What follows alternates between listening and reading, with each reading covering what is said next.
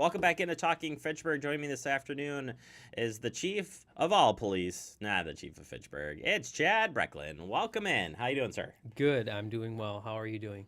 Fantastic, fantastic. I have my hands full just being the chief of Fitchburg, let alone the chief of all police. So I think I'll just stay with one. Just one. Yeah. Okay. Yep. That's probably good enough right Yep. now, right? I would certainly agree with you. We got a lot to get to today. We're going to start off with you've been doing some community meetings related to the shots fired incidences recently and a person being shot. Yeah. Kind of give us an update from what you've heard from the residents, what you've been going out and doing, and Sure. for anybody who's not familiar with it at this point, what do we got for an update? Yeah, so we've unfortunately had 5 firearms-related incidents in the last 8 days or so, and unfortunately they've also been spread out kind of across the city.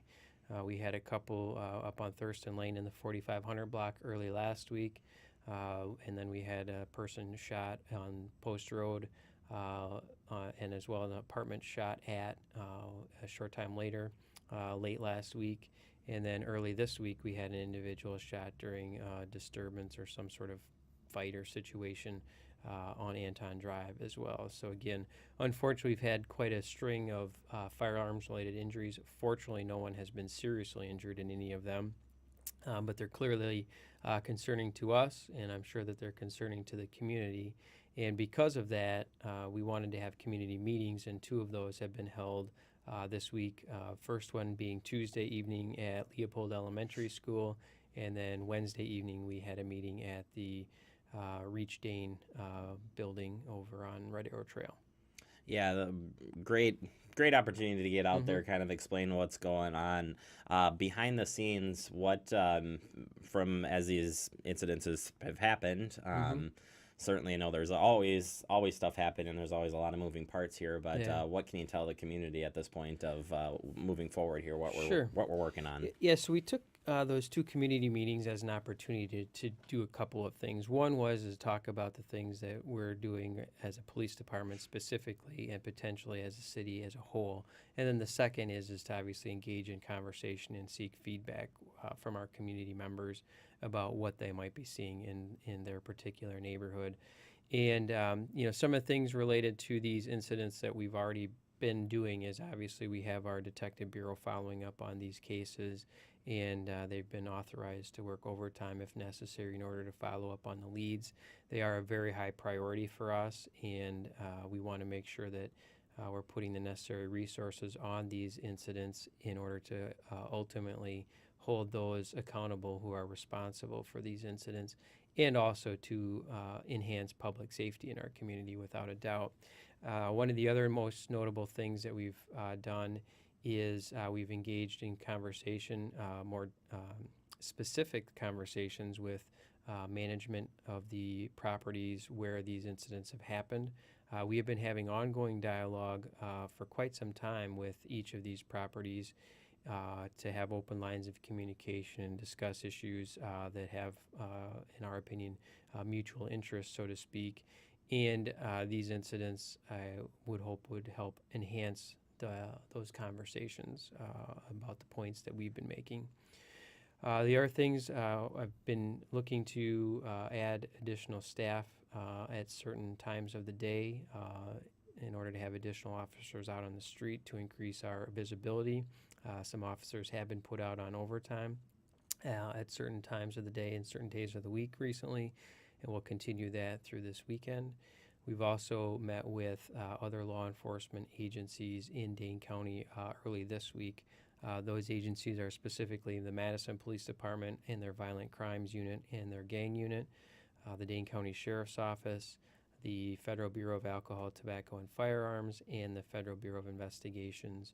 We all got together in a room and discussed not only our incidents, but some of the other firearms-related incidents in the metropolitan area to determine, if there are any connections, any commonalities amongst people, addresses, vehicles, those sorts of things. So we're trying to take a very comprehensive approach to these situations, ultimately knowing that, public safety is our main focus. And again, we're prioritizing these instances to the best that we can. Well, I appreciate you getting out there and get Sure. get ahead of it, keeping us all up to date. I think that's great Yeah. transparency on your part, Thank and you. again, the how important it is. If you see something, say something at Mhm. this point. Report it to you guys. Yeah, Anything. and that's a good point too, Jeremy. In that we have several ways, and we've been talking about these at the community meetings of how to share information with us. I mean, there are ways one you can stay informed through our web and social media, but more importantly, there are ways to share information with us. Traditionally through the phone, obviously, but also through things where you can remain anonymous or submit them through the web of the world these days. But Madison Area Crime Stoppers is out there. We have our own tipster line. You can text tips to tip 411 that are directly routed to us. And there's submitted concern sections on our website, or submitted tip sections on our website as well. So there are a number of ways that people can reach out to us if they don't feel comfortable talking with us in person, but they could share information related to criminal activity anonymously or through those sources. Or if you just have a general concern you want to talk about, you can reach us again in any of those ways. Fantastic. Yeah, and as I said, every tip is super important. Mhm. No matter what it might be. If Yeah. you think something, it's better off just to report Mhm. it, get you guys involved, and get out there. And if there's anything else that we Mhm. can help you do, Mhm. certainly Thank we'll you. pass that along as well. But we did record one of those community Mhm. meetings, so I urge you to watch that if you're Mhm. curious. Mhm. Kind of get you the full update there of what's going on. Real quick, while I have you, we Yeah. have the crime prevention picnic. Sure. It's on its way. It is. Which is a great opportunity for the community to come out, Yep. meet and talk with all the officers, personnel. What do we got for a date?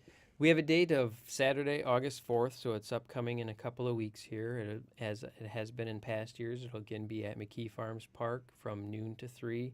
It's an opportunity, again, as you mentioned, to come out and meet with public safety officials and officers in Fitchburg and from other jurisdictions as well. There'll be emergency vehicles and those sorts of things, and goodies for the kids and all that stuff. But it is a great opportunity to just come out, interact, maybe see some of your neighbors and other community members, and spend a couple of hours on a Saturday afternoon. You can stop by for as little or as long as you like, and hopefully the weather cooperates. Hey, and you've had really good displays. Mm-hmm.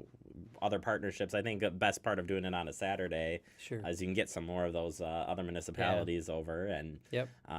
just from your standpoint, how important it is to again, you had the public meetings, Mm-hmm. but making sure you get that gap and Yeah.